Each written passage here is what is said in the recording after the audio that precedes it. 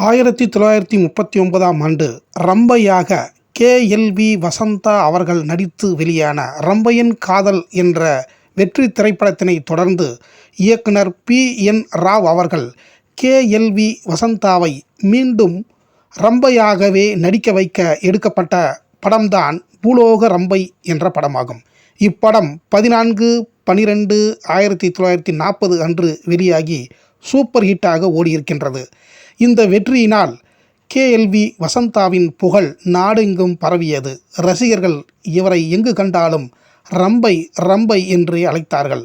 தமிழ் சினிமாவில் விண்ணுலக ரம்பையாகவும் மண்ணுலக ரம்பையாகவும் நடித்த ஒரே முதல் நடிகை கே.எல்.வி. வசந்தா மட்டுமே.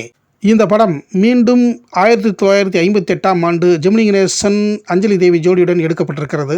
இந்த திரைப்படத்தினை பற்றி விரிவான தகவல்களை அறிந்து கொள்ள சினிமா கொட்டகை சேனலை பார்க்கவும்.